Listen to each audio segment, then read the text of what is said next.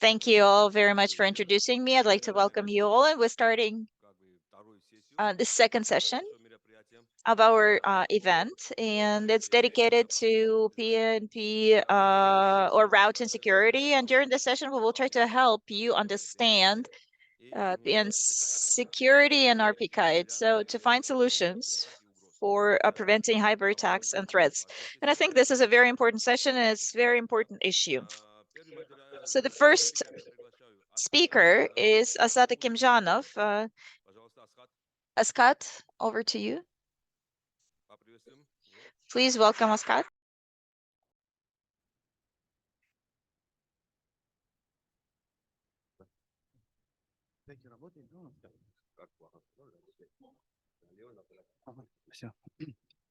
Здравствуйте, коллеги. Good morning, dear colleagues. My name is Askhat Gimranov. I'm the head of the administration of Dominos administration. This is a first-tier domain from Uzbekistan. I'm going to share our experience of introducing DNSSEC from the USA point and from IXP and which challenges we're faced with, and how we were able to bring this technology to our end users or our clients. So rushing forward a little bit, I'd like to say that any user can go into domain news and buy the service from the administrator. So let's start. So .uz domain, we was signed off on the 29th of April. That was the birthday of our domain. UZ domain celebrated 26th anniversary at the time, and we entered our DC record into the database of IANA, and IANA approved this record, and between the root service of ICANN and top levels and domain service of our domains of our service, we do the encrypted communication. So once the UZ domain was signed, we faced with a number of questions, such as, and one of them was what to do next, how we can develop this technology, how can we popularize it, because for end users it's rather unrecognizable, and how can we monetize this technology. That's why we drew this scheme where all the participants of the process should be engaged into this technology. We could have the end user, the registrars, and the registry itself. So the end user should come to the registrar, request this technology, DNSSEC.uz, add the DC record, and the registry adds this record, DS record, to gives it to us, to the registry, and then we approve it. So this is how all the participants of the process are stakeholders of the process, including end users, registrars, and registry as an administrator. So based on this scheme, we created centralized system. We called it DNSSEC, and thanks to the system, we all end users and clients can come to the registrar, and buy this technology, and they add their DS record into the registry, and the end user leaves with their own domain name and with the signed DNSSEC technology. It's based on a web service, it's web-based and APIs. The main benefits of the system are its tools, and one of the tools is expansion, and you can actually download it online. Is from our website DNSSEC.uz, and this extension can be bought at Chrome. And what's interesting is that it can verify not just domain .uz but other domains as well. For example, the green sign means that this domain was signed by this technology, and it's not, well, the red one is not signed. So the next tool is,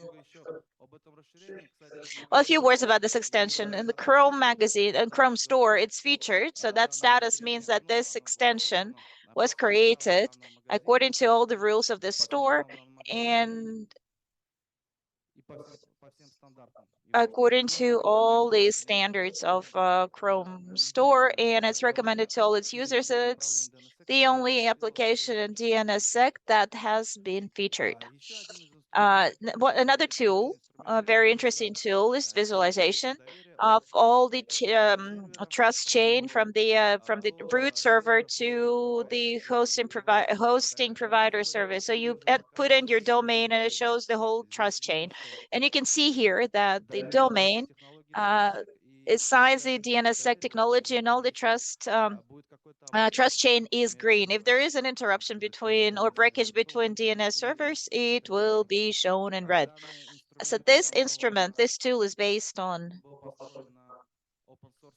open source project. It's domain Viz and DNS Viz, and it's very popular right now. People are using it quite extensively.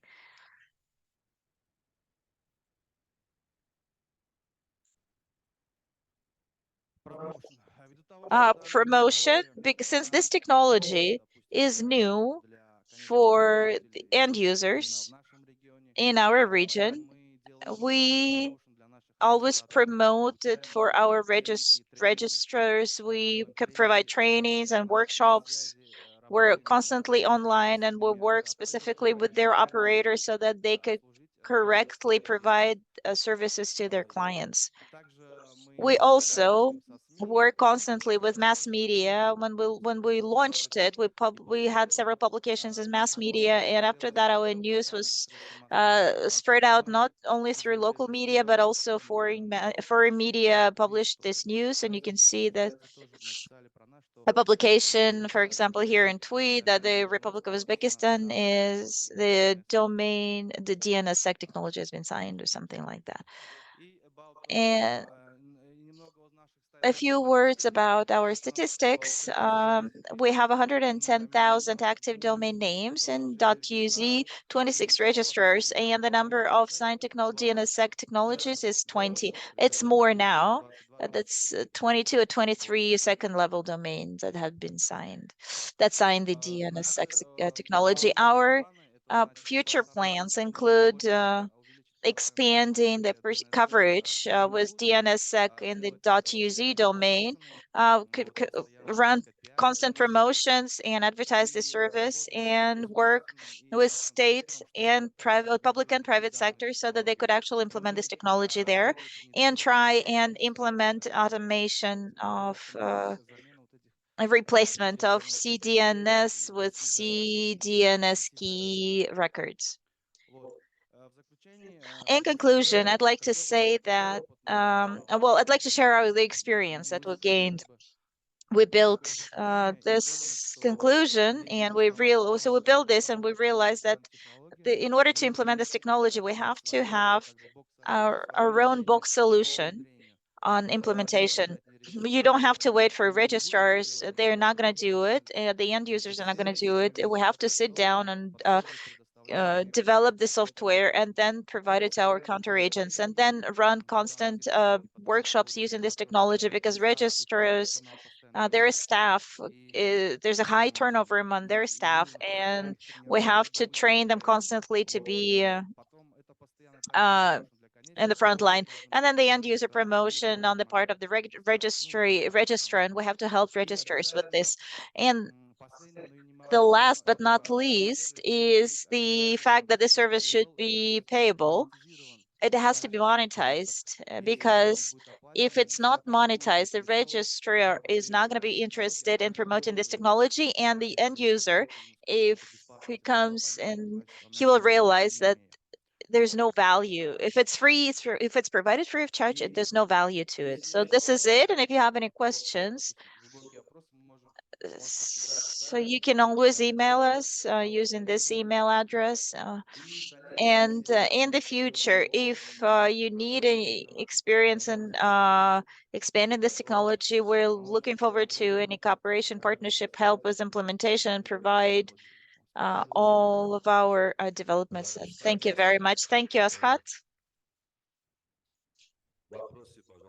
Any questions, please? Questions to the audience, from the audience? No questions.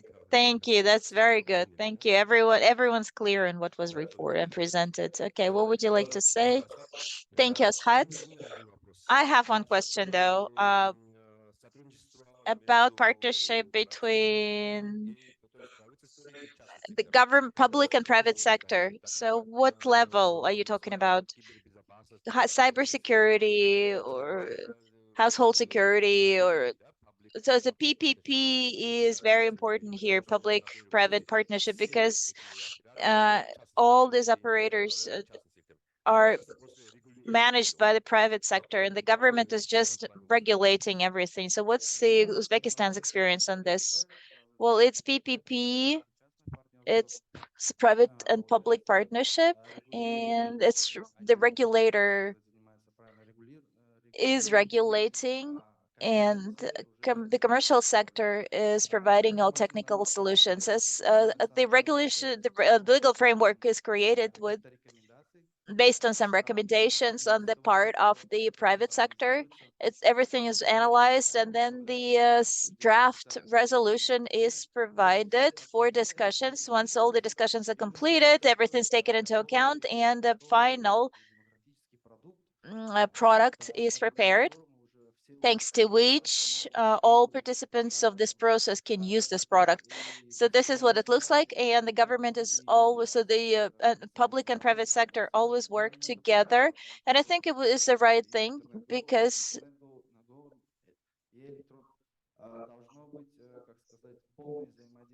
there should be full-fledged interaction. Nobody should pull the blanket to themselves and be more or less responsible. So the government obligates the private sector with some regulations, right? We planned, of course, on our part, the administrator was interested, is interested in obligating the private sector in doing this. We actually submitted a draft law, but the regulator said that that shouldn't be the case, because everyone, for example, the private sector should make sure that they're safe in whatever they're doing. If they want to protect or defend their service, they should do it according to their discretion. I think this is right. But on our part, we want to popularize ourselves and expand our business. But on the other hand, we shouldn't press them too hard. You have to find this balance. This is it. Thank you. Thank you, Askhat. Thank you very much. Thank you to the presenter.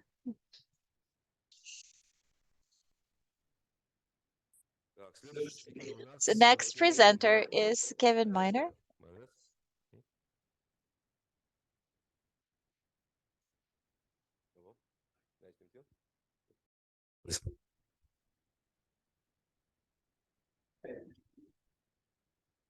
So, okay, really wanted to Я просто use this talk to discuss routing security. So you hear quite a lot about the DNS and the security of the DNS. That gets a lot of coverage and discussion, and quite rightly so. But people often forget about the routing system, which really is, underpinning the whole internet, and it's, the whole internet is dependent on the BGP system. So I'm just going to talk a little bit about what the issues are and why you should you be aware of these problems and what actions you can take to address this. So next slide, please. Next slide, please. So just to very quick overview of what the routing system is, in case you're not aware. So I'm sure you're pretty aware that the internet is a system of interconnected computer networks that use TCP/IP as a common protocol.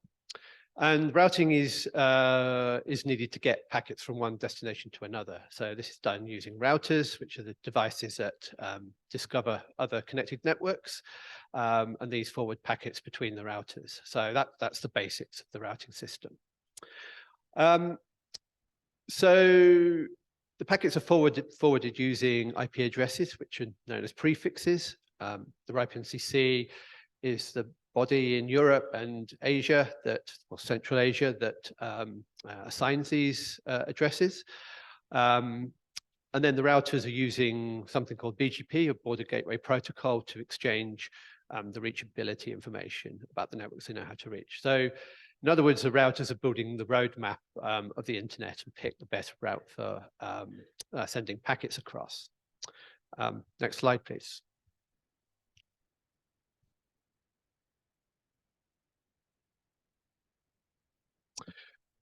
So this is a map of the attempted mapping of the entire internet. So as of Monday, there were nearly 74,000 networks, which were identified by autonomous system numbers, and just over, well, nearly 940,000 IP prefixes or routes. Now, that diagram that you can see on there, it's obviously a bit of a mess. You can see in the middle part of the diagram, you can see the tier 1 networks, and out towards the edge, the sort of tier 3 and stub networks. But I show this diagram simply to demonstrate that the relationships between all of the networks are just too complicated for any one individual to manage. This needs to be done in an automated manner. So I mentioned BGP, the Border Gateway Protocol, which is used by the Internet Routing System. Now, the problem with this is that this is based entirely on unverified trust between networks. So there is no built-in validation that the updates sent between routers are legitimate. And what this means is that any network can announce any autonomous system number or any IP prefix. So essentially, a network can masquerade as another network. So this is the root problem with the routing system.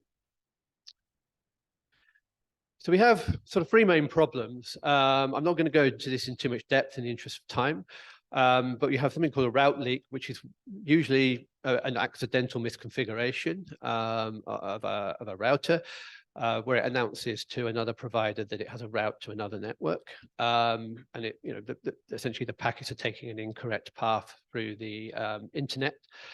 But this can be used, intentionally for traffic inspection and reconnaissance reasons. But it's also, as I said, often accidentally done, and this has caused some quite significant outages on the internet.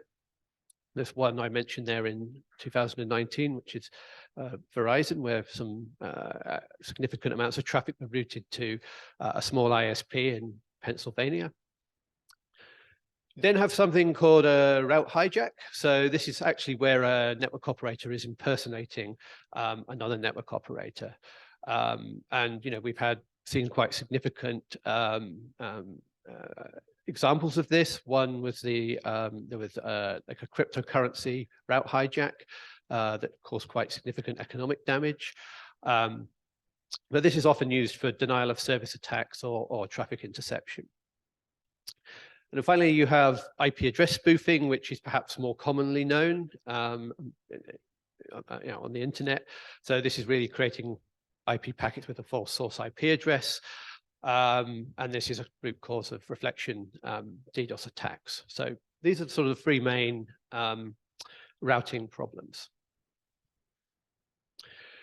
And this is, I've highlighted some examples of some significant route leaks, route hijacks, IP address spoofing, but this is going on every day. I mean, this is just a snapshot, I think, of 6 months back in 2020, and you can see that there's possible BGP hijacks every single day of the year.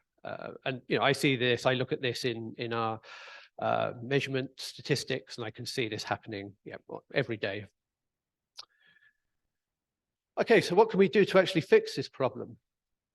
Why has this situation developed? Well, a lot of the problem is that each operator needs to contribute to routing security, and there really isn't a great deal of incentive to do this. If you implement proper routing security measures, it doesn't actually bring many benefits to you as an operator.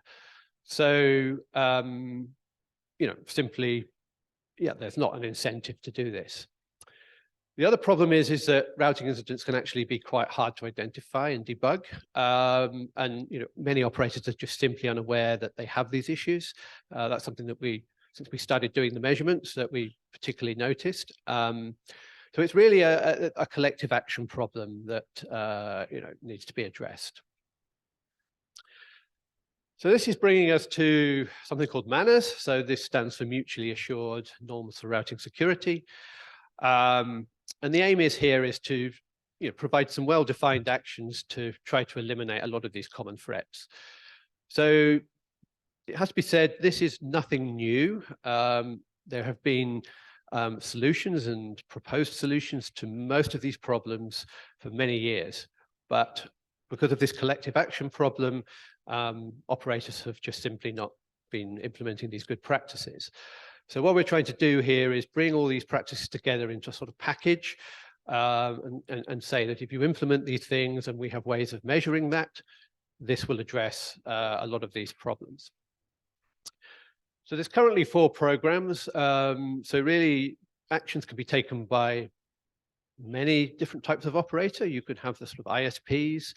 You've also got the IXPs, Internet Exchange Points, that can encourage these responsible practices. Also the CDN and cloud providers, and then of course implementing good defaults in the actual networking equipment as well. So there's also a vendors program. And I would like to highlight here that actually the MANRS programs, there is no fee for being involved. This is a free program. Okay. So why would you do this? So really everyone will benefit from improved routing security. So if you encourage networks to implement this and raise customer awareness so that they can they will demand this from their networks, this will really help address a lot of these problems. Really, the more operators that apply these actions, the fewer incidents that there will be. And we do have some evidence that this is the case, which I will come to. But what we're also trying to do as well is develop a database of routing incidents so we can actually see where most of the problems are. And we can also measure whether implementing these actions are improving things over time. But the ultimate aim is to develop a self-regulating community of security-minded operators who are committed to improving the global routing infrastructure.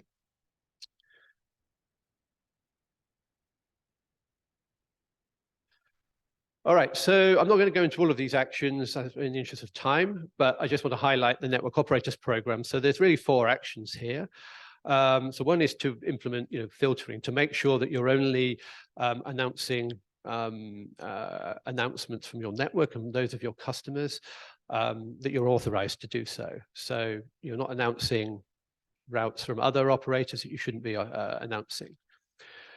There's also an anti-spoofing action, so making sure that only IP addresses from the networks that you're running or those of your customers are actually leaving your network. Also improving coordination, so making sure that your contact information is up to date, so people can actually verify who you are, whether those resources belong to you. And if there is an incident, that people can easily contact you and you can respond quickly to that, because responsiveness is also an important factor. And then last but not least, and this is also in cooperation with the regional internet registries, is actually make sure that your routing information is in an internet routing registry, or actually preferably that you create route origin authorization. So basically implementing RPKI for your number resources.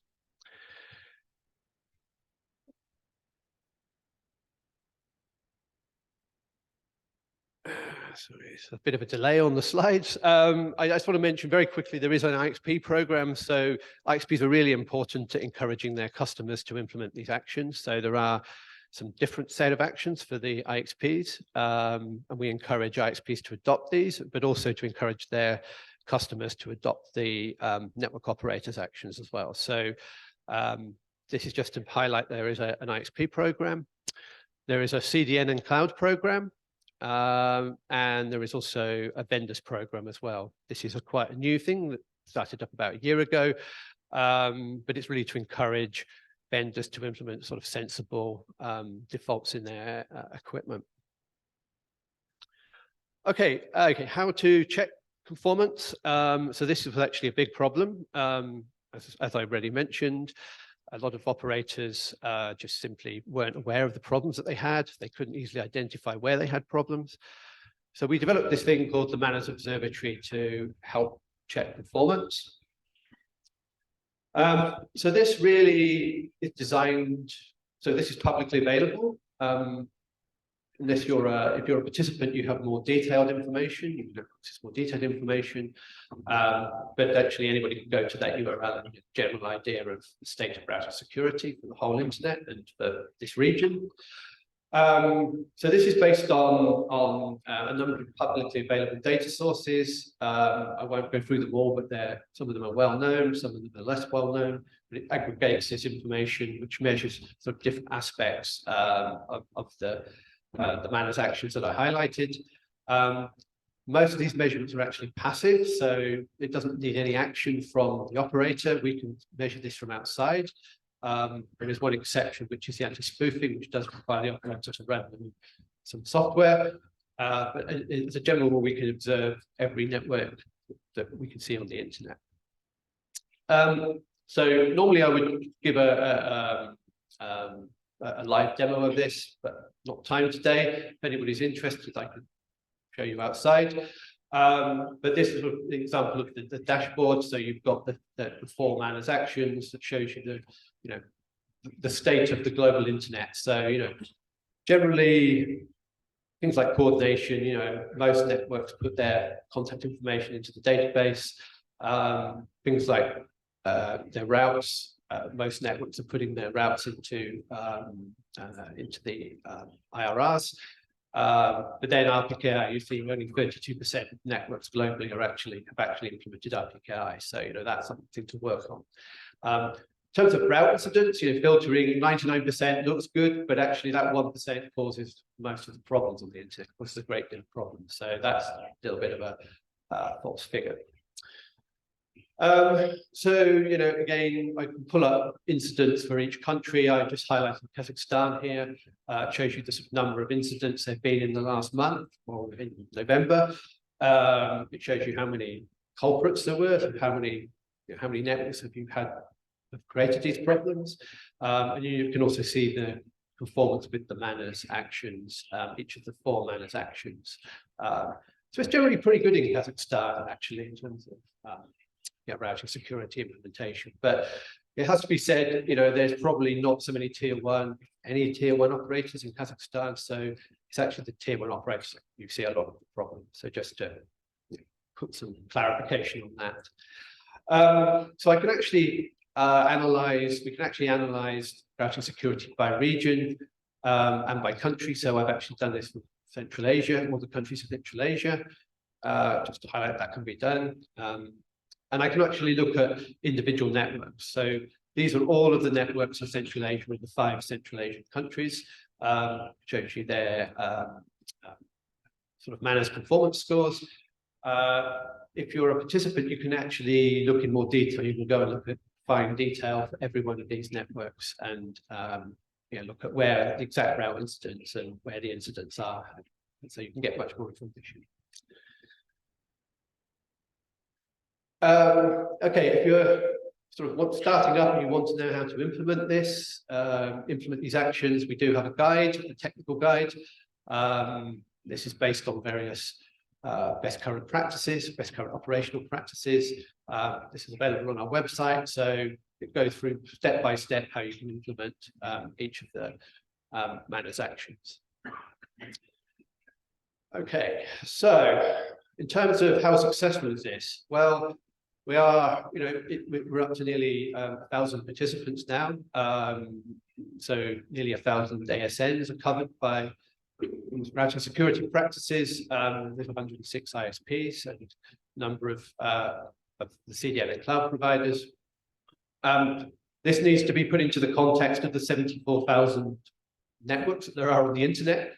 But actually, even these nearly 1,000 networks does seem to be having some impact on routing security. So we've put in, we've tried to sort of analyze this, how as conformance with RPKI and putting stuff into the IRRs has increased. What we have actually seen is that the number of route incidents seems to have gone down. It's a sort of very slow but clear trend, downward trend in the number of incidents. You have to be a bit careful in how you analyze these figures. It could be a coincidence, but it does seem, we've been measuring this now for about 3 years, and we have seen a very gradual drop as the number of networks implementing these security measures have increased. So I think it's just worth highlighting that. And this is my last slide. And if you're interested in learning more about this, there's a URL website you can go to, and you can also follow us on the usual social media channels. Okay, thank you, Kevin.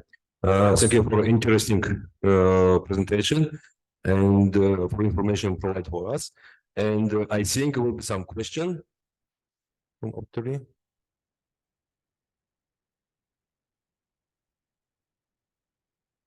Yeah. Thank you. Please. Я приглашаю Алексея Семеняка. Алексей долгие годы работает в IPCC, и все его очень хорошо знают. So Alexei, many people know him very well, and I don't really need to introduce him actually.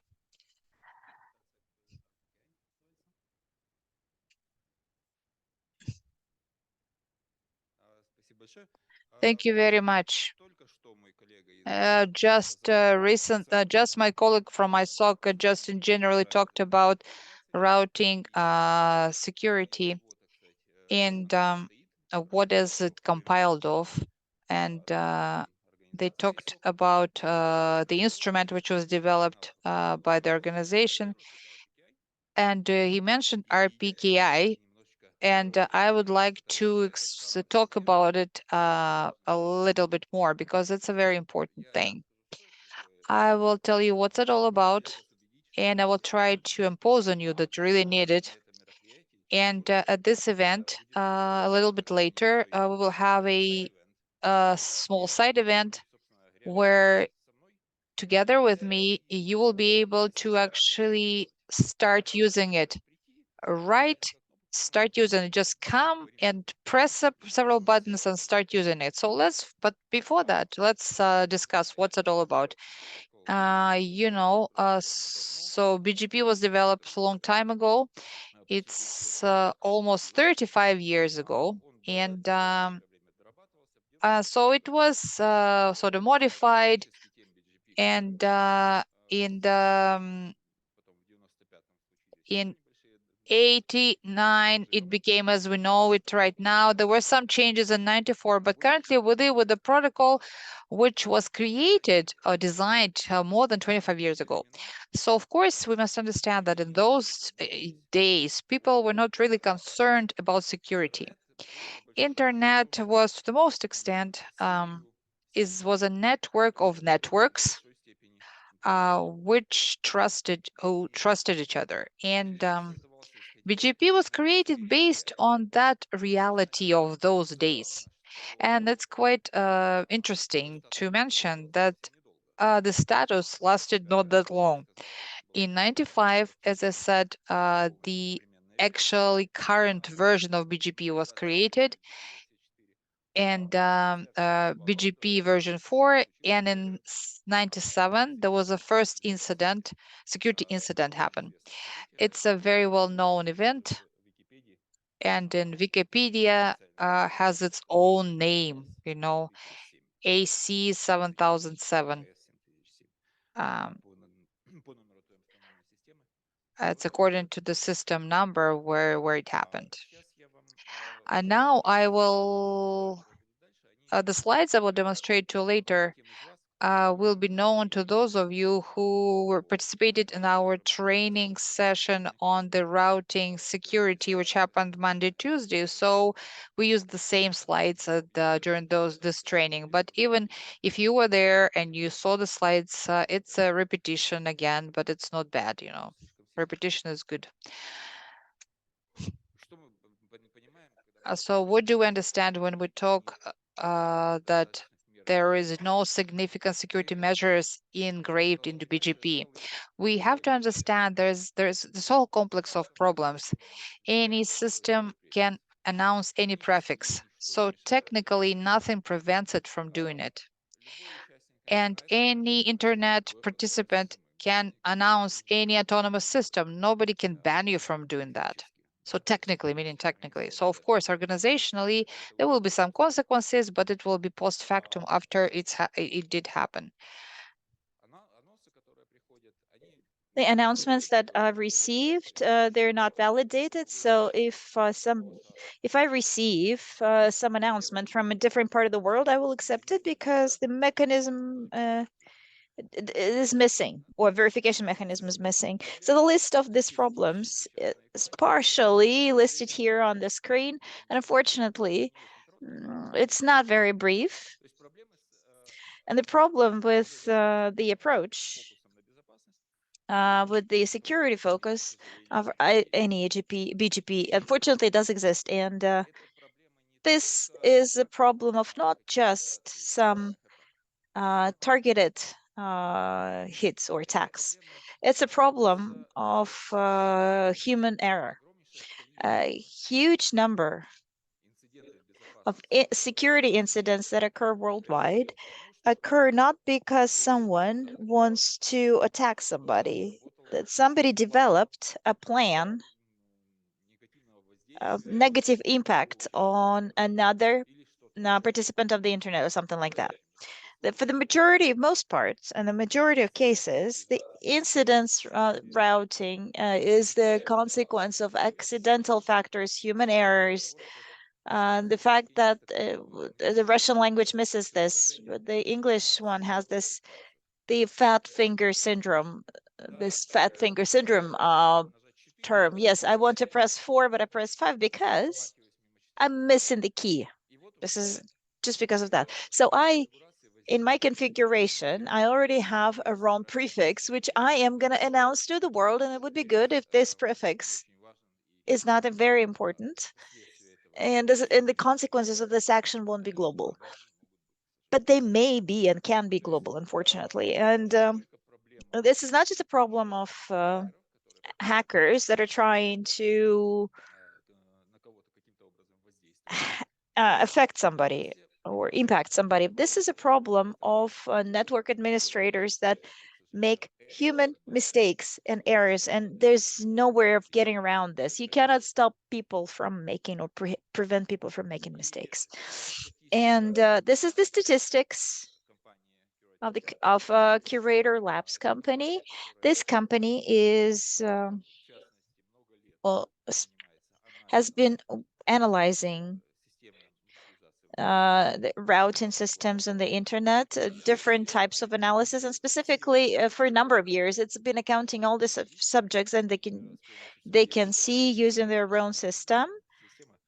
This system resembles our system to some extent, which a RedBreeze system, that's a routing information service, and it's very similar. And they're collecting data from different parts of the world. They're trying to correlate it and find out anomalies that they discover. So this is the statistics that they generated. If we talk about the statistics that Kevin showed, on this BGP stream statistics, which belongs to Cisco now, it has a cutoff element. So in other words, they cut off small incidents and show only those which had some impact. So the numbers there are lower, but Curator Labs shows all incidents, even if no effect took place, but the incident was registered by a device. It is included in the statistics. So that's why the number of incidents that they show is much higher. And here you see the number of autonomous systems that participated in BGP hijacking. So over the third quarter of this year, that is just finished, Curator Labs saw 14,000 autonomous systems, which this way or another initiated attacks of this kind. In other words, they don't suspect that it was intentional, that somebody was trying to attack somebody else. Usually, most of the time, it's a human factor, human error, but 14,000 autonomous systems. But remember Kevin's number, the total number of autonomous systems worldwide was 74,000, remember? And it's a very significant share of all autonomous systems that exist out there. And this is a problem. So in principle, yes.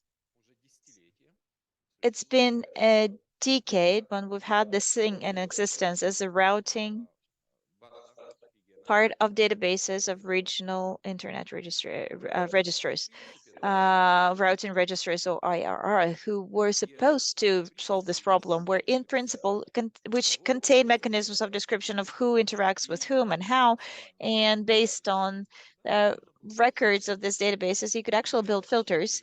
And I remember the time about 25 years ago when these filters were built. Unfortunately, to date, it's become clear that this mechanism is not sufficient.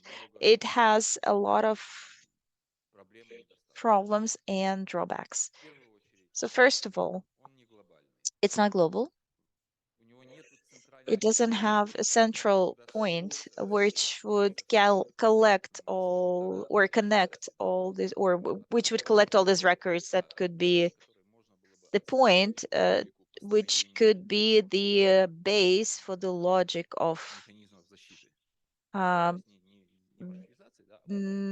protection mechanisms, or not routing, but protection mechanisms that we would like to have. They're not centralized, and therefore they're not coordinated between different registries. Unfortunately, there's a big problem with who can update this information. So the protection level of protection of this information is insufficient, and that could be half a problem or a minor problem had we not have another problem, which would be that this information is outdated most of the time. Unfortunately, the problem we're talking about the problem of the egg and the hen, who came first, or the chicken. It didn't occur 10 or 5 years ago. These filters are not built by operators because this information in the IRR may not be true, it may be obsolete, outdated, and there are no updates that are being made or done because there's no need, because filters are not used. And this vicious circle, unfortunately, led to the situation where we ended up in a dead end. So some time ago, when we analyzed the situation around this approach, the community proposed starting from scratch and creating a new mechanism of protection, which was called RPKI. And if you pay attention here, quite often when people are aware of this, but not very in-depth, don't have an in-depth knowledge, they say that this R means routing. No, it doesn't mean routing. R stands for resource. And this is important. RPKI was created as a framework, as a structure which allows to certify resources. Today, the only mechanism which is already operational, RPKI, which is global, so the only mechanism is raw. So this is authorization, ROA, route origin authorization. So this is an autonomous system So whatever autonomous system announced a given prefix, this is right. But RPKI is a constructor that gives this mechanisms for the future to verify various resources. And we expect the next mechanism, in addition to ROA, has already gained the status of RFC. And we expect that in the near future, the new mechanism would be built into hardware, and it could be used. It will be used. And when we gather events like this, we will be able to report that we already have ROA, but we also have another device. So it's important to do this and this, and this is how they interface. So this is an expandable mechanism, and that's the beauty of it. One very good value of and benefit of this instrument.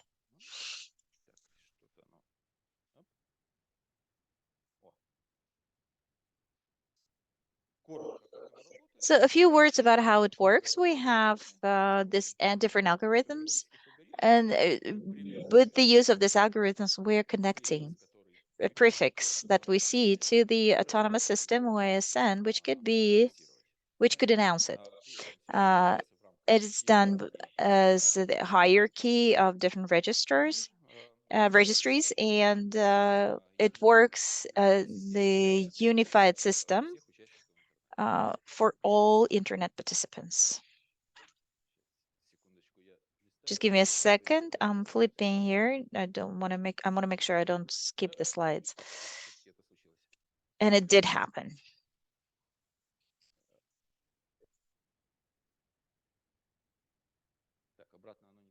Can I go back, please?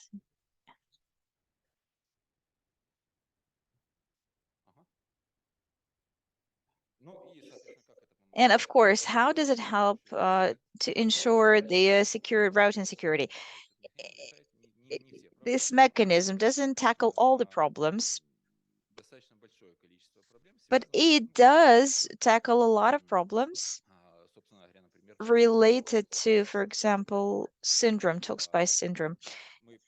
We verify that the one who announces a prefix does have the right to do so.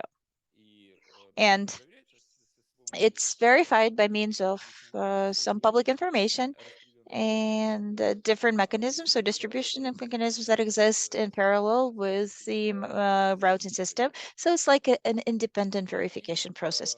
And it's a very important step that we should start with to make sure that those who announce prefixes have the right to do so, and then move to the next step, which is looking at the sequence of ISN that makes this announcement that it's valid, and this chain can exist, and each ASN transmits and announces this information to whoever they have the right to transmit it to. That's the first step. So this is the statistics from two different sources. Global statistics. This is the verification statistics where we see the number of prefixes that we have in the global routing system. With the validated, pass validation, don't pass validation, cannot pass validation because they are not signed. And so this framework has not been launched for those. And we see that today, about 40%, according to the American Association, NIST data. According to NIST data, it's a little more than 40, and according to MANRS data, it's less than 40, but a lot of prefixes that are available are validated, and they were signed by those who are responsible for them. And the organizations did take their time and made certain records in databases of RPQI. And the number of failures or outages, so this 1% that we see here is a little more than 1%, but it's all weighted numbers. But this is the problem that we have today, and this 1% of the total number of announcements is not significant. If we recall that the number of, of the total number of prefixes. If we recall that the total number of prefixes approaches 1 million, so that's 10,000 prefixes which are not validated, which fail the validation. This is a significant number, and it's clear, it's become apparent that this yellow will eventually become green, and this number will go up. So this is what we have in the region to date. We see that the level of penetration of this technology in the region remains to be better. And for Kyrgyzstan, they can bounce with a high percentage. However, frankly speaking, this is a little bit exaggerated in the sense that a high percentage is explained by the fact that there are very few networks, and this is hence fewer organizations and actions of any player affects the overall percentage significantly. So if we had more operators, this percentage would be much lower. Nonetheless, Kyrgyzstan and Uzbekistan are leaders in this, and they're at a pretty good level, and they do comply with the industry standard. Unfortunately, the other three countries remain to be better, and where the level of penetration is still low, and we would like it to be higher. And these are the numbers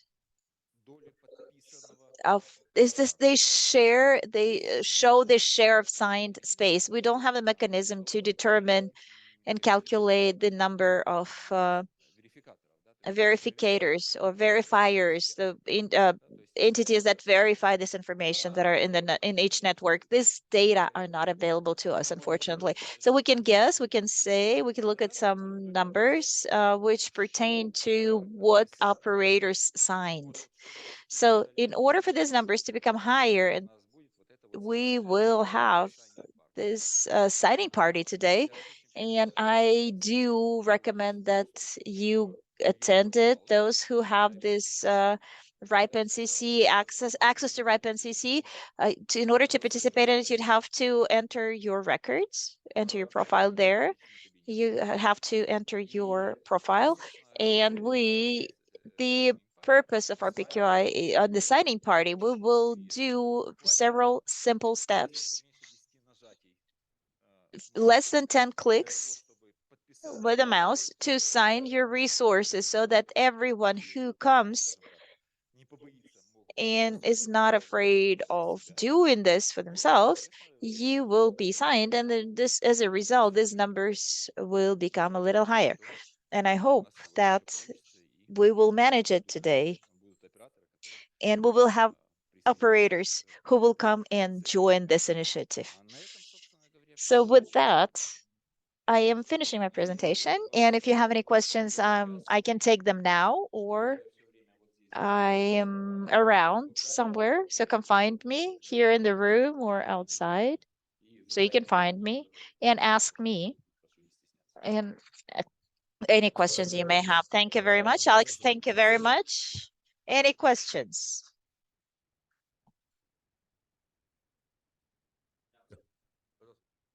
Please. I'd like to add to what you said, and it will be a big surprise to those who will be signing this RPKI, who will be participating in the signing. Who will be there? Sorry, couldn't catch it. So we will have surprises to those who will sign it. Oh, perks. What are the perks for signing it? I'm going to say more. This surprise could be worn or could be taken off. So it could be taken off. So thank you very much. Thank you, Alex. Следующий спикер, он подключится онлайн. Our next speaker is going to join us online. That's John Brown. John, are you with us? I am here. Yes, John. Hi. Let me get to screen share.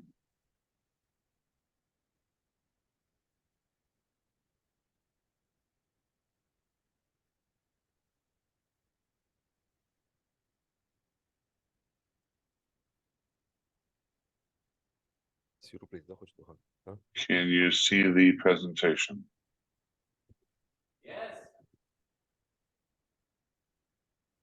And, Yes, we can. okay, great. Now I just need to get rid of the chat window. Okay. Everybody hear me okay? The translator can hear me fine? Хорошо. Yes, we Yeah. can, but your camera is off. If you can turn on your camera, then we'll be able to see your face as well. I will try that. I'm in the low bandwidth area. Does that help at all? Yes, thank you. Sure. Good morning, everybody. I'm hearing some issues, so I'm going to turn the video off because I'm in a low bandwidth area. So hopefully my audio and you can see my slides, and that will work better. Good morning. Thank you for having me here today. We'll briefly discuss some community-based ways of protecting against DDoS and why peering and internet exchanges are important in mitigating various types of security risks.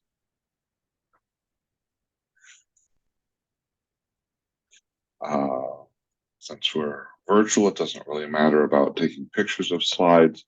Feel free to take pictures of slides. The slide deck has been uploaded to the right meeting area. So these slides are available for folks to download. A brief introduction of who am I. My name is John Brown. I'm a CISSP Certified Information Security Systems Professional, and I also fly airplanes for fun. So I do two different types of complex things: network routing and network engineering and aviation. I'm a senior security evangelist for Team Cymru. I've been doing internet-related technology things for more than 35 years. When the previous gentleman spoke about AS 7007, I actually was connected to the internet running BGP at that time and have vivid memories of that day and the issues that were around it all the way back then. In a past life, I helped run ICANN's LRoot DNS server, one of the 13 critical root servers. I'm generally passionate about trying to help other network operators today build and improve their network. In the past, I also was a MikroTik instructor, and I ran my own ISP business for about 17 years before I sold it last year. If anybody wants to reach out to me, I'm reachable via the email address there at the bottom, jbrown@cymru.com, spelled CYMRU.com. So let's just first of all talk a little bit about what a DDoS is, distributed denial of service. I'm sure many of you in the room already know this, but we'll just refresh in case there's some folks that don't. A DDoS is an attack that is designed to disturb or deny a resource on the network from being able to provide service. This kind of denial of service can be simply, I'm going to flood your interface, your port, with lots of traffic and take over the amount of usable space on that bandwidth. Think of it, if I was in the room, I would probably walk up to somebody now with a fire hose and try to turn on that fire hose and spray them with a whole bunch of water, and that would keep them from being able to really do anything because they're constantly being soaked with water. DDoSes can be through an amplification attack where a miscreant is sending out a small packet to a device and knowing that that small packet will generate a large response. This typically happens with recursive DNS servers and also misconfigured NTP or time servers or charging servers. We send a small query, we get a big response. And In doing an amplification attack, what you're going to do is you're going to spoof or fake your source address, and that source address is going to be the IP address of the victim. And you're going to send this query to, let's say, a recursive name server.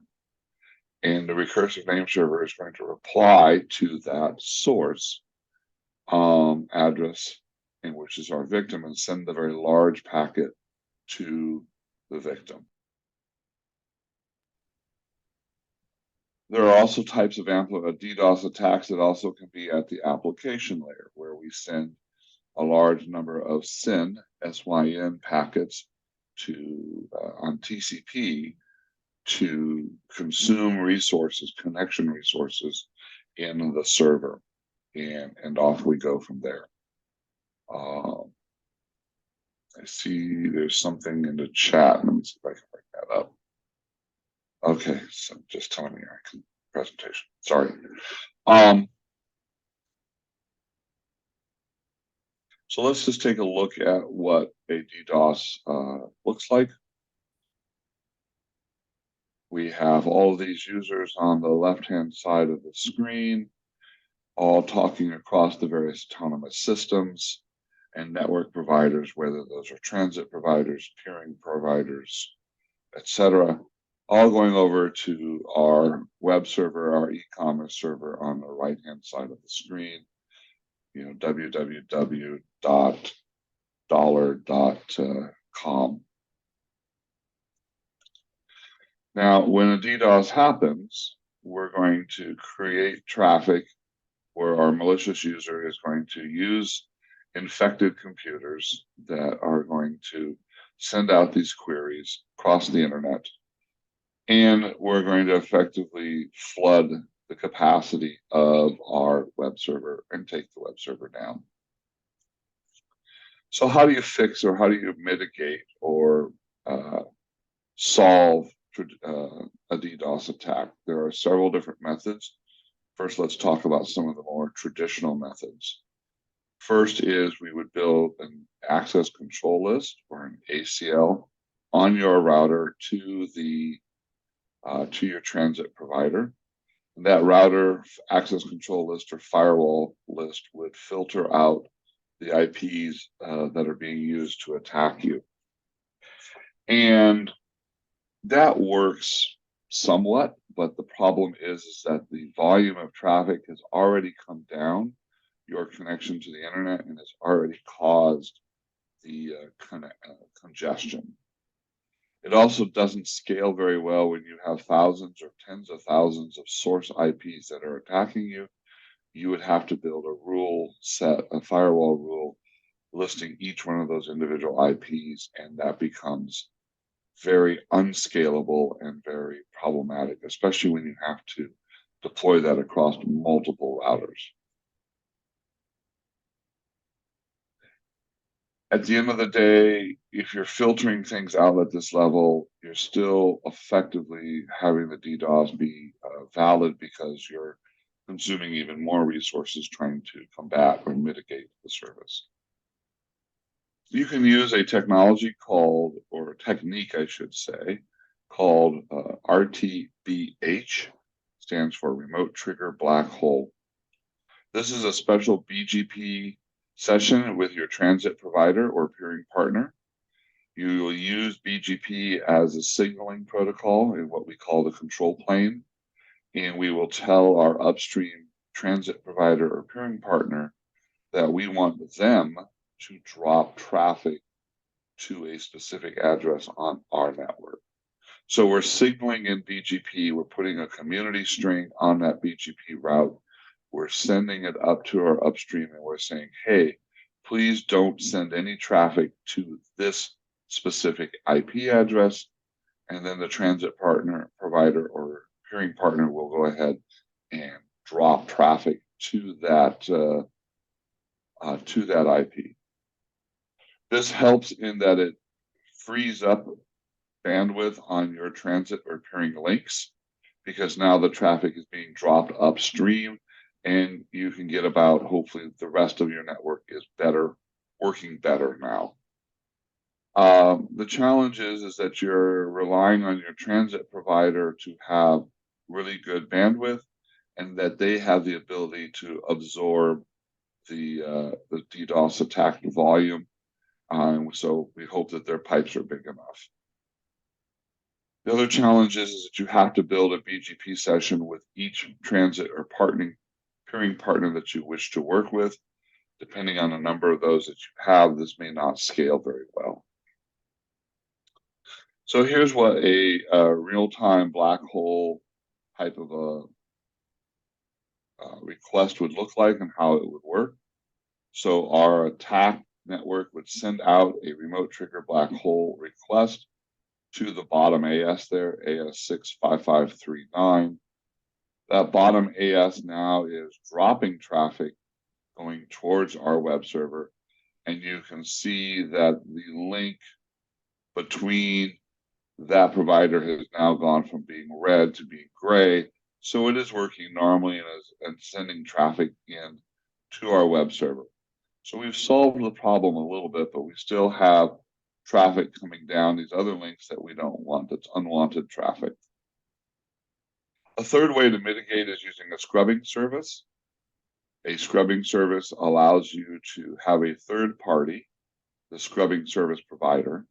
They will announce your routes via BGP, and thus they will get all of your traffic coming into their network. They will then scrub or clean up the bad traffic, get rid of the bad traffic, and allow the good traffic to go through. And they will send you that good traffic via what's called a GRE tunnel. And that tunnel will allow your good traffic to flow through. Scrubbing services are really good for many different types of attacks. Certainly application layer attacks they're very good at there. They also can filter out volumetric or amplification attacks. Some things to think about is that latency may increase because now your good traffic is having to come across a GRE tunnel. And you may have less control over your route announcements and how routing announcements are being done, because that's now being done by your scrubbing service partner. So let's ask a question. Who is the victim in a DDoS? Is it just the web server that's being attacked, or the gaming user that's being attacked? Well, in reality, the victim is everybody on the internet. It's not just the web server. It is the compromised workstation, the host, that is part of a botnet. That machine is a victim because its resources are being used without the permission of its owner. It is the ISP for that bot and that botnet. Those ISPs are now having to transfer traffic and carry traffic that they don't want to carry, that is not of value, it's not good. The transit providers between and the peering partners between the bot network and the target, those are also victims. The ISP providing connectivity to the victim is also a victim. And the target itself. So we have 5 different types of victims that take place in a DDoS. And some of the impacts of these DDoS attacks in a network where the cost of sending traffic is more expensive, either in rural areas or across a wireless microwave link or connection, you're having a much higher cost there, especially on transit. And so this is one of the places where peering really comes into play at an exchange point, is helping reduce that victim cost from a transit provider, because now across the peering fabric or an exchange point, more localized traffic can stay local and go back and forth between those local peers, and that helps reduce some of the impact of a DDoS.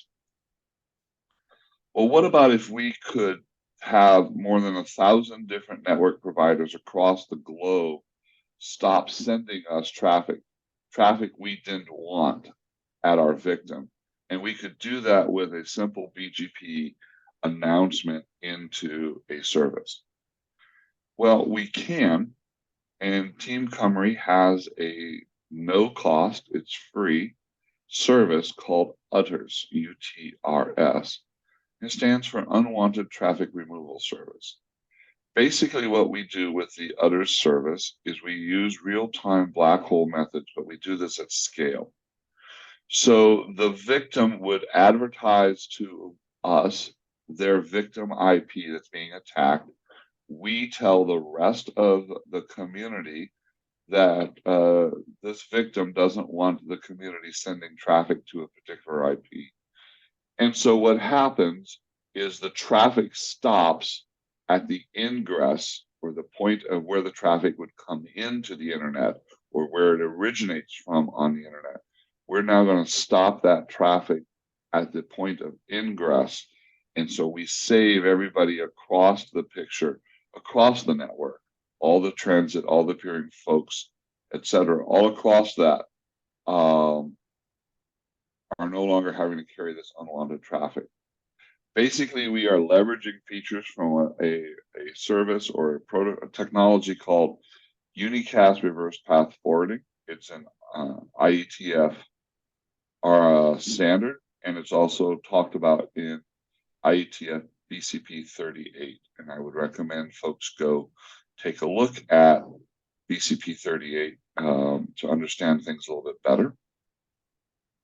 So here's a picture on how the UTRS or service using a distributed remote triggered black hole works. So our victim ISP announces up to the UTRS service that we want traffic stopped. Those participants in the network now stop sending traffic to our victim. As you can see, we have many of the red lines have now gone away. And so in general, our server is back up and running and is happy. And so all of these ISPs here in the middle that are no longer having to carry this DDoS traffic that people don't want. So let's a couple things new about UTRS is that we've increased the prefix size, so we now support up to a /25. We accept IPv6, and we also now support FlowSpec.